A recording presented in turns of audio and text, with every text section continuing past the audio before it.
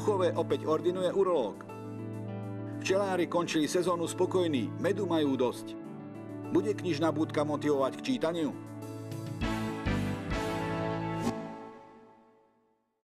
Milí diváci, prázdniny sa prehúpli do druhej polovice a hoci teplomer ukazuje až tropické hodnoty, lenivé leto Púchovu nehrozí. Stále sa niečo deje a my pochopiteľne musíme byť pritom. Vitajte pri sledovaní Púchovského magazínu. Minulý rok na svojom marcovom zasadnutí schválili poslanci mesta individuálnu podporu bývania. Púchovčania o ňu neprídu ani v tomto roku. V roku 2014 dostali Púchovčania poštové poukážky už začiatkom júla. Tento rok si počkajú na koniec letných prázdnin. Teraz sa to oneskorí, predpokladáme, že koncom augusta, začiatkom septembra by mali ľudia tie poukážky dostávať. Keď to išlo minulý rok začiatkom leta, veľmi veľa ľudí si čerpalo dovolenky a tým pádom si túto podporu neprevzalo na ten prvý krát, keď išli zloženky. Následne sme im museli vyzývať a tak ďalej. Bolo s tým veľa roboty, byrokracie.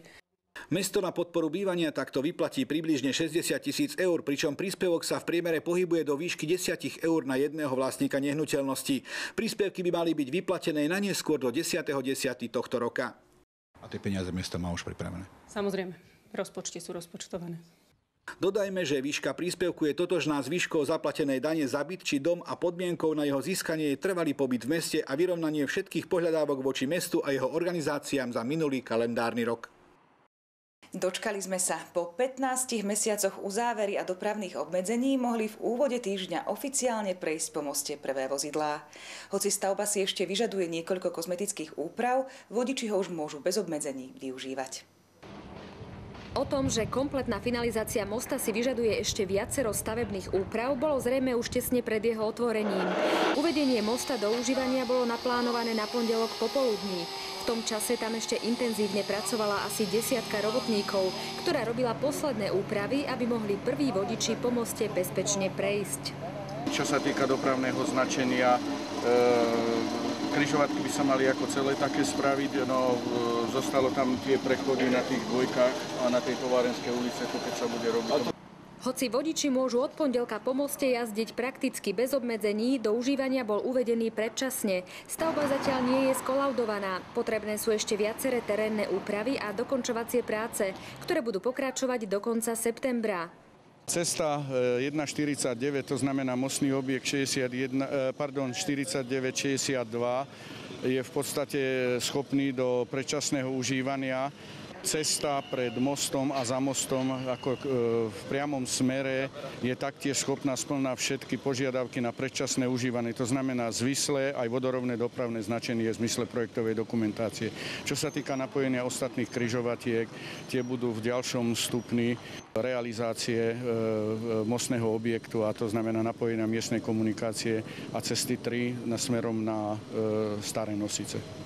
Prišli sme vlastne pozrieť teda, či je most postavený na komplet, či sú tu všetky zariadenia, ktoré majú byť, či je v poriadku dopravné značenie, takže z našej strany to vidíme bez problémov, takže môžeme veselo spustiť. Viac ako ročná uzávera mosta spôsobila vodičom nemalé problémy. Polícia počas tohto obdobia zaznamenala viacero kolízií. Bol problém s tým, že hlavne kamionisti, alebo teda aj takí, ktorí nepríliš sledovali aktuálne dopravné značenie, jazdili po pamäti, jazdili podľa navigácií a podobne, tak boli problémy s tým, že teda išli v podstate s dlhým kamionom až do zákazu, prípadne skúšali cestu ďalej na Nové Nosice a podobne, takže toto bolo také trošku problematické. V podstate dokiaľ sa to nejakým spôsobom zažilo, aj verejnosť to ako si zobrala, takže postupne to utichalo, ale z začiatku samozrejme problémy boli.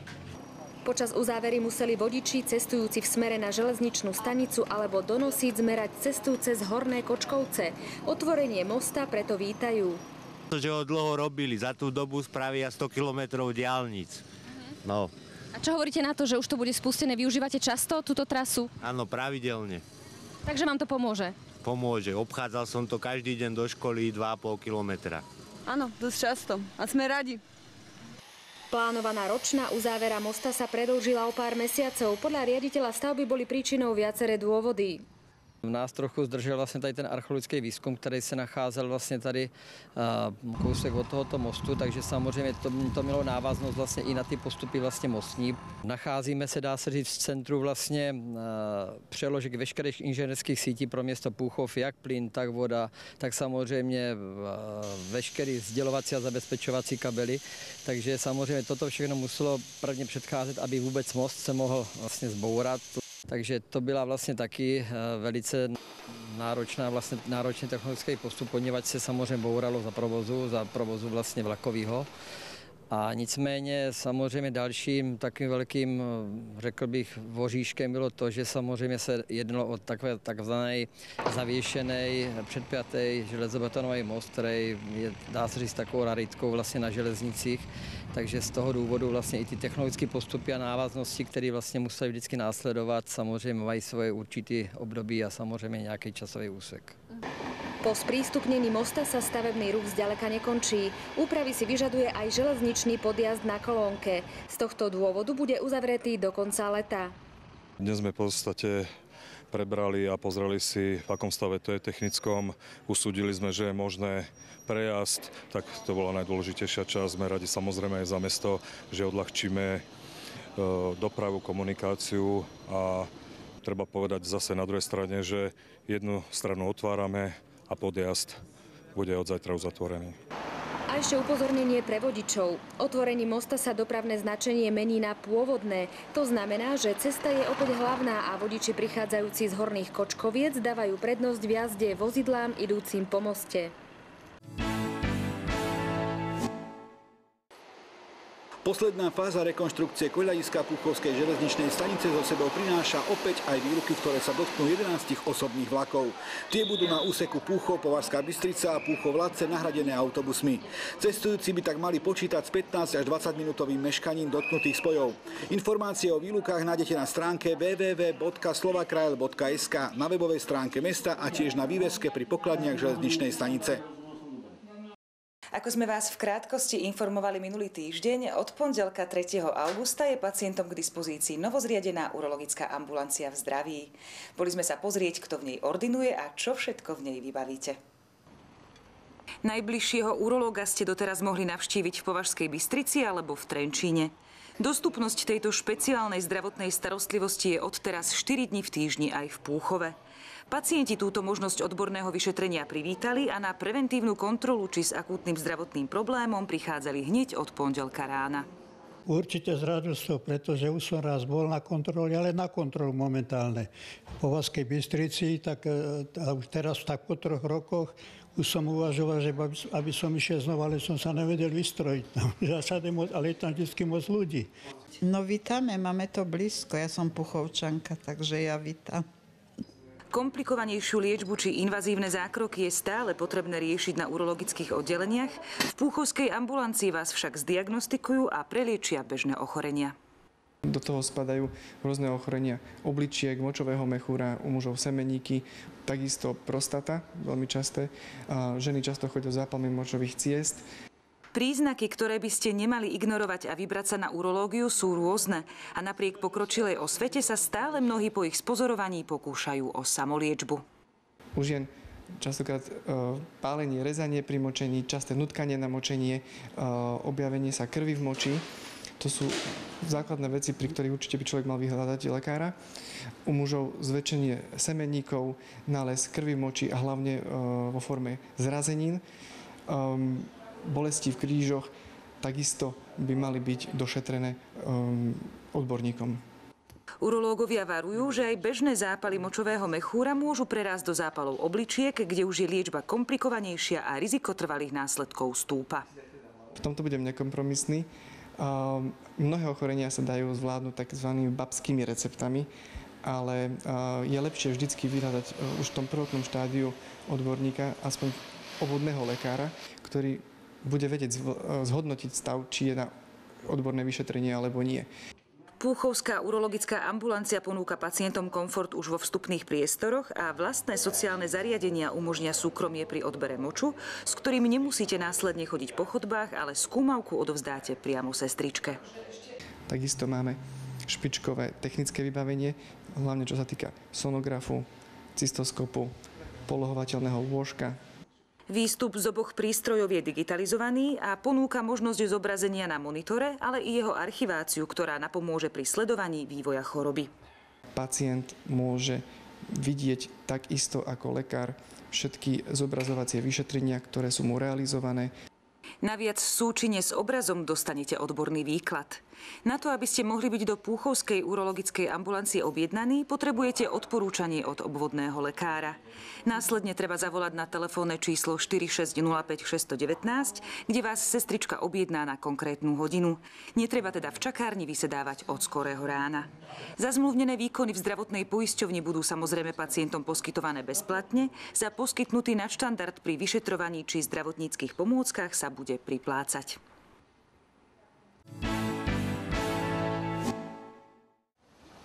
Minulý týždeň sme vám v reportáži predstavili úspešný tím hasičiek z Nosíc, no bez dresov sme ich takmer nespoznali. Sympatické majsterky Slovenska v hasičskom športe prijal v priestoroch župného domu viceprimátor Púchova Roman Hvizdák, aby im poďakoval za reprezentáciu mesta a poprial úspech na majstrovstvách Európy v Rakúsku. Po oficiálnom privítaní pokračovalo stretnutie neformálnym rozhovorom a končilo pozvaním do cukrárne. Viete si predstaviť oddych v tráve, k tomu vám bude hrať príjemná hudba a v rukách budete mať zaujímavú knihu? Asi áno však. A my vás na jedno takéto miesto uprostred nášho mesta zoberieme. Iste ste si mnohí všimli, že v parku pred divadlom pribudla búdka. Ak ste sa prizreli zbližšia, mohli ste zistiť, že nie je vtáčia, ale knižná. Vznikla ako projekt iniciatívy združenia Ďakujem sused, ktorá sa rôznymi aktivitami snaží otepľovať susedské vzťahy a navzájom si pomôcť. Takýchto knižníc je po Slovensku viac ako 20. Keď som natrafila na projekt knižnej búdky, tak som vedela, že raz ho musíme dostať aj k nám do Púchova, pretože je to veľmi krásny projekt, ale trvalo to asi 4-5 rokov, než sme sa k tej myšlienke dostali. Ja ju vítam vrelo, pretože sa považujem sám za pomerne aktívneho čitateľa, vášnivého. Je to super myšlienka. Ja si myslím, že v Púchove sa to tiež ujme, tak ako aj vo väčších mestách. Ja sama som tiež prispela nejakou zbierkou a som si teraz vybrala knižku a zdá sa, že je celkom dobré. Našiel som jednu knižku, ktorú mi bohužiaľ niekto vyfúkol, takže si na ňu počkám, pokiaľ nezmizne. Som veľmi príjemne prekvapený, že niekto niečo takéto vymyslel a veľmi nás to potešilo.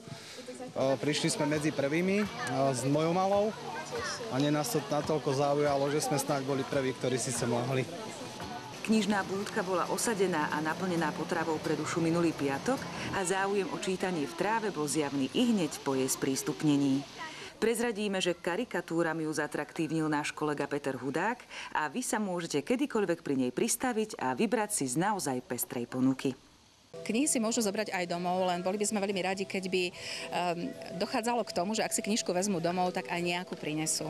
Aby ten taký prirodzený kolobeh kníh fungoval a aby hlavne, stále to tak zdôrazňujem tu medzi ľuďmi, aby hlavne fungovalo to, že prinesú sem knihy, ktorými chcú niekoho obdarovať a urobiť niekomu radosť, alebo to také veľmi známe, že pošli ďalej a nie teda knihy, ktorých sa chcú doma zbaviť. O vstupný kapitál, ktorý bol pri otvorení okolo 350 kníh, sa postaralo väčšie s Púchovom spriateľené vydavateľstvo.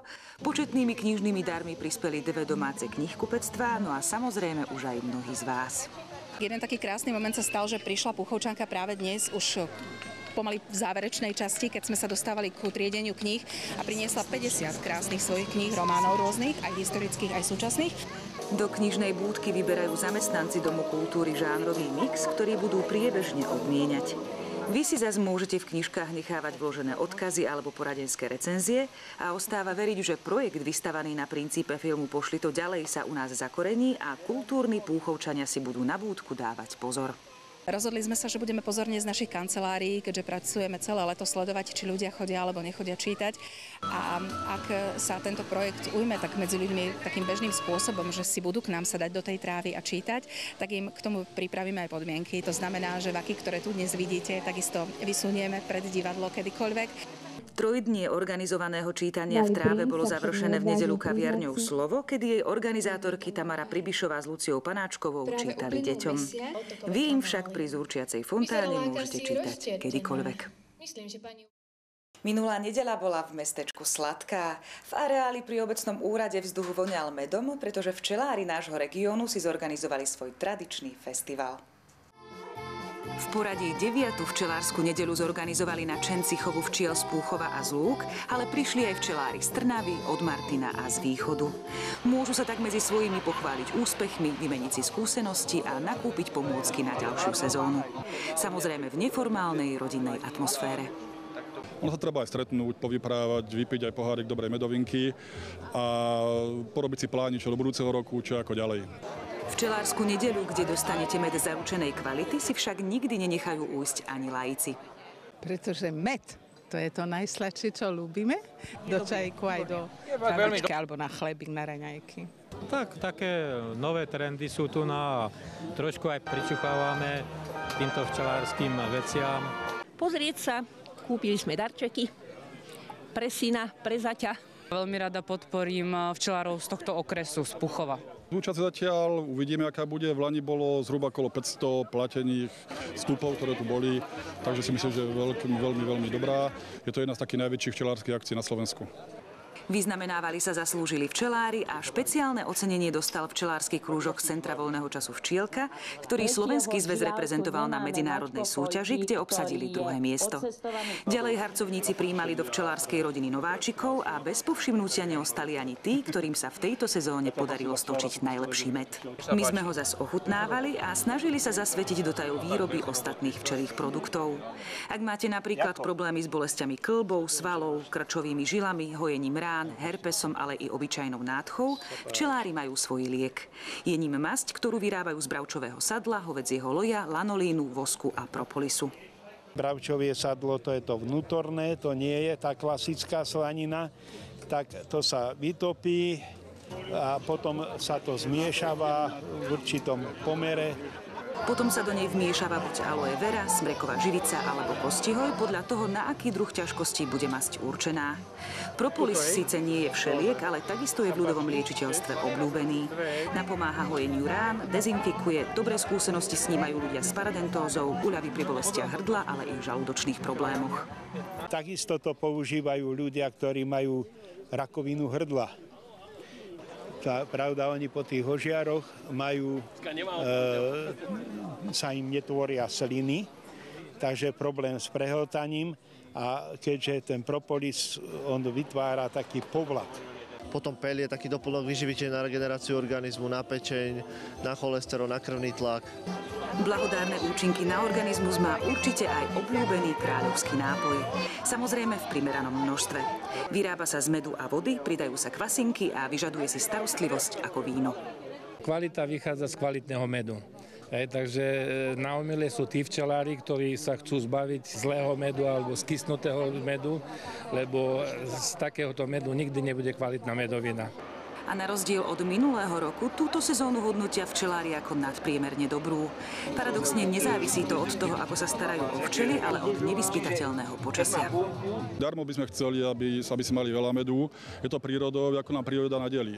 Tento rok nám príroda nadelila ako dosť hodne v našom regióne a tie medy boli všetko tmavé medy, medovicové medy, čo je dosť zaujímavé, pretože od jary išli medovicové medy, po väčšine chodívajú až v lete. U odborníkov sme hľadali aj odpoveď na otázku, čím to je, že včelárčenie sa stáva čoraz populárnejším v mladšej generácii. Mladí ľudia sa zaujímajú o prírodu a o dianie viac ako v minulosti a takisto aj tá propagácia včelárstva je bohatšia na všetkých tých úrovniach. No a v neposlednom miere je to aj podpora z Európskej únie, ktorá ide do včelárstva, aby sa zachovala jednak včelárska výroba ako taká, jednak chov včiel v rámci celého sveta. Po ocinovi som to zjedil a po starkom. Takže ma to chytilo tiež, takže sa tomu venujem. A je to pekné, vlastne je to príroda, takže vravím, že musí sa niekto tomu venovať. Pozoruhodný včelí experiment spozoroval organizátor podujatia aj u susedov v Považskej Bystrici. Kde mladí aktivisti, teraz je to moderné, zavádzajú včely v meste. Je to občianske združenie, kde vlastne v Považskej Bystrici pri mestskom úrade na streche chovajú včely, kde jasne dokazujú, že včely ako sa dajú chovať kdekoľvek, pretože v súčasnej dobe už včelstva nie sú tak útočné, už sú šľachtené na miernosť. Táto informácia alergikov zrejme neupokojí, ale možno sa dajú nahovoriť na terapiu včelím jedom. Ostatní môžu po tomto príspevku zmenšiť domáce zásoby medu. Dobrou správou je, že upokojuje centrálny nervový systém a to sa určite hodí mnohým z nás. Púchovské kultúrne leto pokračuje aj v auguste. Prelome mesiacov bude patriť celoslovenskému projektu Ďakujem sused, v ktorom si Púchovčania môžu navzájom vymeniť knihy a od piatku až do nedele si od 18. hodiny spoločne čítať v tráve. Prvá augustová nedeľa na pešej zóne roztancuje milovníkov etnohudby prostredníctvom overenej partie pražských muzikantov a tanečníkov Anebo Afro. V nedeľu 9. augusta o 3. hodine popoludní sa predstavia účastníci muzikálového tábora svojim záverečným vystúpením, ktorým sa pochvália pred rodičmi a verejnosťou, ale aj Martinom Madejom, ktorý bude hosťom podujatia. Večer na pešej zóne zahrá talentovaný gitarista Juraj Hnilica spolu so svojím bandom. Nedeľa 16. augusta bude patriť deťom a kockovinám pri Váhu v Horných Kočkovciach. Na našich najmenších spolu s rodičmi bude čakať popoludnie plné zábavy, hier a súťaží, ale aj divadlo a diskotéka. Predposlednú prázdninovú nedeľu na pódiu uprostred pešej zóny vystúpia víťazi československého projektu Muzikomat a zakoncertuje si aj domáca kapela zo Záriečia Prečo nie. Bodku za letnou kultúrou príde dať aj tento rok Púchovčanmi obľúbené Mestské divadlo zo Zlína s komédiou Vzbura neviest. Predstavenie budeme samozrejme hostiť nie na pešej zóne, ale vo veľkej divadelnej sále v rovnakom čase ako ostatné akcie, a teda o 7:30 večer. Trend street workoutu alebo inak posilňovania s vlastným telom sa predčasom začal rozmáhať aj v Púchove. Na novovybudovaných ihriskách to stále žije a my sme boli s kamerou pozrieť jednu zo skupín mladých ľudí, ktorí takémuto cvičeniu v exteriéri doslova prepadli. Dve púchovské workoutové ihriská na Chmelinci a pri Marcibányho záhrade sú v neustálej permanencii. Tvrdenia typu, že dnešná mládež sa vie zabávať len po krčmách, sa teda nedajú úplne zovšeobecniť. Okrem individuálnych tréningov sa na nich najmä tínedžeri stretávajú aj organizovane a snažia sa o dokonalé ovládanie každého svalu svojho tela. Mňa na toho dal kamarát, že on to videl proste na YouTube a že či nejdeme zacvičiť a tak, a že dobre, tak môžeme to skúsiť. A potom ma to chytilo. Chodívame sem každý deň, niektorí chodívame ráno cvičiť o 9:00 a ostatní dojdú tak podvečer, tak o 5:30. Do partie nadšencov kalisteniky, ktorá má vekové rozpätie od 14 do 22 rokov, pribrali Púchovčania aj cez poľnú návštevu. V Považskej vlastne takéto ihrisko nemáme, tak som sa dopočul o Púchovskom, o tomto, tak som začal sem chodievať. A som sa postupne spoznal aj s chalami, čo tu cvičievajú. A tak sme začali spolu cvičiť, no. Fungujete ako dobrá partia? No jasné, však povzbudzujeme sa, tak motivujeme, hecujeme. Ja som s kamarátom chodieval na to druhé ihrisko, čo tu je, lebo nikoho som tu nepoznal, tak som sa tak hanbil, že... ale potom som sem došiel, že poďme sem na chvíľu, že skúsime. Že... A tak bola tu fajn partia, akože fakt som si myslel, že to budú nejaký taký úplne, že sú namakaní a že čo tu chceš, vieš, a tak. Ale úplne v pohode partia všetko. Baví ma to, že som tu s kamarátmi, že sa tu rozprávame, ale hlavne, že sa už začínam sa učiť nové veci a tak. Niektorí zo skupiny sa nebránia ani novým výzvam a tak sa vybrali na prvý ročník Tatranského pohára do Liptovskej Tepličky, kde si zmerali sily s ďalšími workoutistami. Prišli tam ľudia od Čiech, zo Slovenska aj z Poľska. Konkurencia bola fakt veľká, akože klobúk dole. Dopadli sme vlastne tak, že v top 10 než sme skončili a to bola disciplína freestyle do 75 kg a potom bola disciplína King of Muscle a tam ja som sa nezúčastnil a Juro skončil prvý. Takéto výsledky sa dostavili po viac ako ročnom posilňovaní. Ak by ste však na Hrazdách chceli tráviť letné večery, už z vyššie povedaného je zrejmé, že chlapci nefungujú ako uzavretý gang a ochotne medzi seba príjmu ďalších športovcov akéhokoľvek veku, vzhľadu či pohlavia. Ale však jasné, to sme komunita, je tu každý vítaný. Keby potreboval s niečím pomôcť, tak chalani sa pri nej vystriedajú. Teraz tu začali chodievať tí menší a tiež ich učíme proste, čo majú cvičiť a takto, takže vek nehral rolu. Po chvíli dokonca viacerí z partie stratili ostych z kamery a výsledky svojej práce nám predviedli. A ak máte pocit, že niektorý z prvkov je úplne nenáročný, odporúčame hneď si ho ísť vyskúšať, čo len s 2 opakovaniami. Tohtoročné slnečné leto láka k vode. Väčšina z nás si predstavuje kúpanie pri mori či aspoň na kúpalisku, no sú i takí, ktorí vodu preferujú v úplne inom skupenstve. Krasokorčuliari si nedajú pokoj ani v lete. Pre 40 mladých milovníkov tohto olympijského športu pripravil športový klub v Púchove 5-dňový kemp. Popri Púchovčanoch tak trénujú deti z Trenčína, zo Žiliny i z Košíc. V Púchove sa krasokorčuliarsky kemp koná tento rok prvýkrát, máme premiéru, ale kempy sa pravidelne organizujú po Slovensku aj v Čechách, čiže deti v podstate cez prázdniny absolvujú priemerne 3 až 4 týždne kempu, či už je to v Čechách alebo na Slovensku. Je to pre deti, ktoré korčulujú v krasokorčuliarských kluboch. Môžu sem ísť v podstate aj nováčikovia, ale ktorí sú už zaradení pod svojim trénerom, že už začali korčulovať. Že nepríde sem taký človek, ktorý jednoducho idem sa pozrieť na prvý tréning a hneď idem na sústredenie. Proste tie deti už musia mať niečo za sebou, musia byť vedené trénerom a musia vedieť, čo majú robiť. Ale samozrejme aj začiatočník sem môže prísť. Mám ich rada, lebo sa tam zdokonalujem a spoznala nové veci. Prečo si sa rozhodla robiť krasokorčulovanie? Pretože mňa to baví. Moji krstní mi zo začiatku iba kúpili na Vianoce, že korčule, také plastové. A ja som sa na nich najskôr naučila korčulovať a potom, že ma to baví. Vekové rozpätie účastníkov kempu sa pohybuje od 5 do 15 rokov a cieľom všetkých je začať budovať čo najskôr formu do nadchádzajúcej sezóny a zdokonaliť sa. Určite sa dá naučiť strašne veľa, hlavne základy, techniku, lebo ono majú strašne veľa informácií za tých 5 dní, ale ono sa to potom ukladá postupne v tej hlave a zlepšuje sa tá technika. Všetko od sklzu, piruet a skokov. Vlastne ideme krok po kroku, robia sa tu aj jazdy, aj choreografie, všetko, čo je potrebné vlastne do sezóny, už k tomu sa pripravujeme. Ako ti to ide? Naučila si sa niečo nové?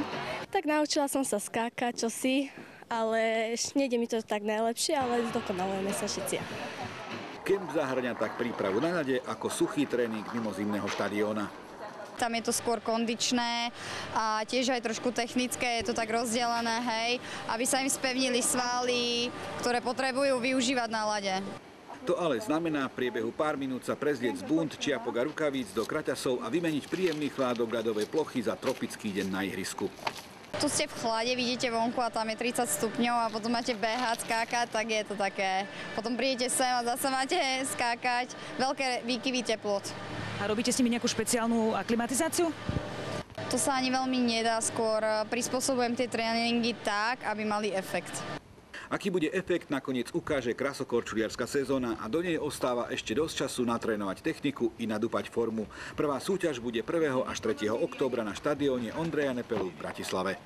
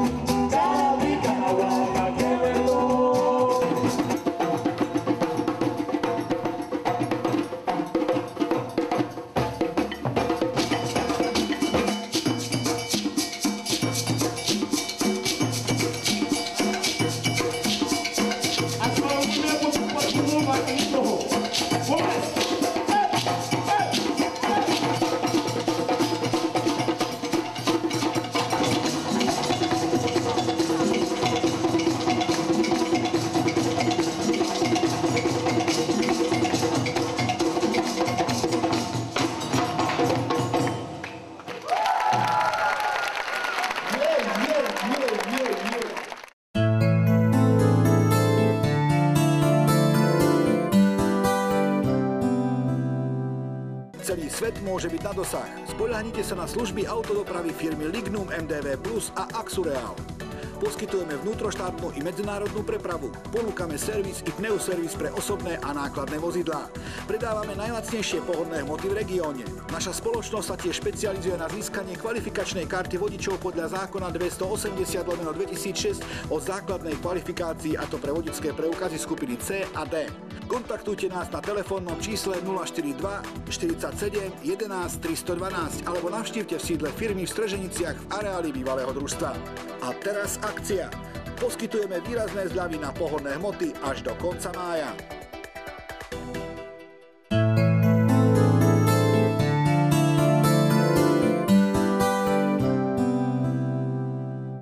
A poďme na šport.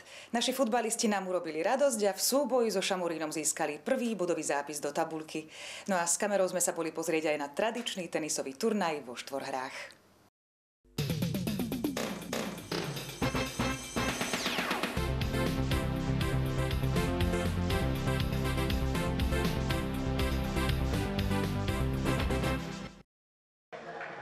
Futbalisti MŠK Puchov majú za sebou vydarený vstup do novej sezóny 3. futbalovej ligy. Bývalý druholigista zo Šamorína bol náročným súperom. Domáci sa však nezľakli a strelecky aktívny bol predovšetkým Pilát. Strieľal pravou i ľavou nohou, brankár Hajdúk bol však za každým pozorný.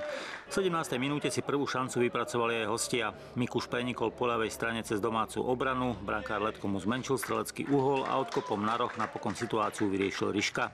V 23. minúte pekne prenikol po pravej strane do 16. Pastorek. Vydarila sa mu kľučka i spätná prihrávka na Svoradu, lenže jeho zblokovaná strela znamenala len rohový kop. V 35. minúte sa už domáci dočkali. Pilát dlhým pasom ešte z vlastnej polovice našiel rozbehnutého Pastorka, ktorý po krátkej kľučke Midovi s prehľadom obstrelil brankára Hajdúcha. V 39.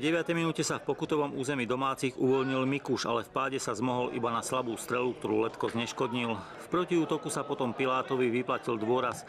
Odrazenú loptu spracoval, podarilo sa mu vystreliť, ale v bráne našiel pripraveného Hajdúcha. Záver prvého polčasu priniesol ešte jednu parádnu akciu domácich. Svorada loptu posunul na Vanáka, ten ju centroval pred bránu, kde Pastorek hlavičkou nechal vyniknúť Hajdúcha. Druhý polčas odštartoval ofenzívou Šamorín. Prvá a zároveň jediná veľká šanca prišla v 39. minúte, kedy po Kubovej prihrávke nastrelil Mezovský z voleja Brvno. Domáci sa potom dlho nevedeli dostať do hry. Až v 74. minúte po priamom kope Gamboša pohľadil loptu hlavou Brezníčan a Ryška už pred Hajdúchom dobiedzal zbytočne. V 81. minúte premárnil šancu na druhý gól Púchova Kopiš. Pilát mu loptu ideálne naservíroval, lenže Kopiš nastrelil len obráncu Čeleho. O 2 minúty sa v šanci ocitol opäť Kopiš. Tentoraz tomu predchádzala spolupráca dvojice Pastorek-Svorada. Kopišovú strelu smerujúcu k žrdi Hajdúk zneškodnil. Už v nadstavenom čase príležitosť na definitívu premárnil aj Svorada. Mrzieť ho to však nemuselo, po výsledku 1-0 si Púchov zapísal do tabuľky prvé 3 body. Antukové dvorce tenisového klubu Púchov boli v sobotu dejskom v poradí už 7. ročníka turnaja ATP ligy vo štvorhrách. 12 dvojíc od rána bojovalo v dvoch základných skupinách, pričom účasť v play-off si vybojovalo 8 najlepších párov. Za favorita turnaja bola považovaná dvojica Marian Pastorek Emil Filo, keďže prvý menovaný už 3 roky dominuje v dlhodobej ATP lige dvojhier. Partner ma oslovil, či by som si nechcel zahrať, mal teda záujem. Tých záujemcov som mal viacej, keďže pravidlo nariaďuje prvoligistu s druholigistom. Bol som pozvaný, prvý sa ozval, tak nemal som dôvod, prečo ho neprijať. Emil, máš vždy víťazné ambície? Ty asi tiež, pretože pravidelne vyhrávaš turnaje vo dvojhrách, myslím tie celoročné. Takže tento rok to idete vyhrať? Určite, no. Vychádza to teraz tak, že ja si teda som nejak tak v popredí tej prvej ligy, on v popredí druhej ligy, takže asi z toho dôvodu nejak tak ma oslovil a jednoznačne on je víťazný typ a ja, tak chceme dôjsť čo najďalej. Mariana Pastorka pasoval za favorita aj Vladimír Kucháč, ktorý sa na turnaj vrátil po ročnej pauze spôsobenej zranením kolena. Vôbec netuším ani, aké sú dvojice zatiaľ, ale bolo vidno, že každý môže prekvapiť. Teraz v tom prvom zápase nás takmer dostali Peťo a Roman, takže neviem. A ja si myslím, že zase ten majú Pastorek, ale... V kuloároch sa pri hľadaní favoritov spomínal aj pár Korený Hachlinec. V žiadnom prípade sa za favoritov nepovažujeme, aj keď nás tak pasujú niektorí naši superi. My sme skromní a pozeráme sa na to na celé, ako hlavne sa zabaviť a stretnúť sa s priateľmi. S výberom partnerov do štvorhry nami oslovení hráči nemali problém. Vladimír Kucháč hral s Robertom Janigom, Marek Korený s Braňom Hachlincom. Robo je môj kamoš, ešte z Považskej Bystrice sme spolu hrávali, takže poznáme sa dlhšie a vyhovujeme si. Ja mám stáleho partnera, ja to nestriedam, ja som verný pánovi Hachlincovi, takže my sme zohratí. Tak ako medzi profesionálmi, aj medzi amatérmi sa nájdu hráči, ktorí štvorhru hrajú len občas a dávajú prednosť dvojhre. Štvorhru nehrávam, štvorhra je úplne iný šport, ako je dvojhra, ale raz, dvakrát do roka len turnajov si štvorhru zahrám. Čo sa týka celoročnej prípravy, štvorhru nehrávam vôbec. Ja určite dvojhru, pretože tá štvorhra, že by mi nevyhovovala ako je to atraktívny šport, ale je tam menej pohybu a človek má väčšiu zodpovednosť. Každá lopta musí ísť cez sito, to je základ. Takže, a zodpovednosť voči vlastne tomu kolegovi, s ktorým hráš, to je proste, čo nám zväzuje ruky. Odpovede na otázku, ako veľmi im tenis zasahuje do denného režimu, sa u nami oslovených tenistov líšili. Ja som rád, keď sa dostanem počas leta 2-krát do týždňa na kurt. Ja si berem raketu všade, aj na dovolenku. Mám to rád, proste človek sa u toho dobre zahýbe, nikomu tým neublíži, nie je to ani box, ani futbal, že sa skopneš alebo tak, takže je to fajn. Amatérsky tenista som už asi 4. rok, tak ako hrávam túto ligu, no a hrával som to aktívnejšie, vychádzalo mi to 4-5 krát do týždňa, ale kedy sa mi narodil syn, tak tomuto posledného roku, keď idem 2-krát do týždňa, stačí. A Marianovi Pastorkovi to naozaj aj stačilo. Vo dvojici s Emilom Filom s prehľadom vyhrali svoju základnú skupinu a v play-off nadelili 2 Kanárov. Vo štvrťfinále Krošlákovcom a v semifinále Štepanovičovi s Janíčkom. Vo finále na nich čakalo prekvapenie turnaja dvojica Jajca aj Letrich. Ani tí však na ceste za turnajovou trofejou nezastavili a po výhre 6-2 sa tak víťazom turnaja stali Marian Pastorek a Emil Filo.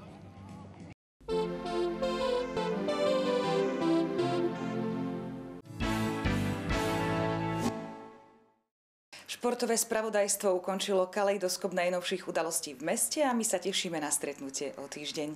Dovidenia.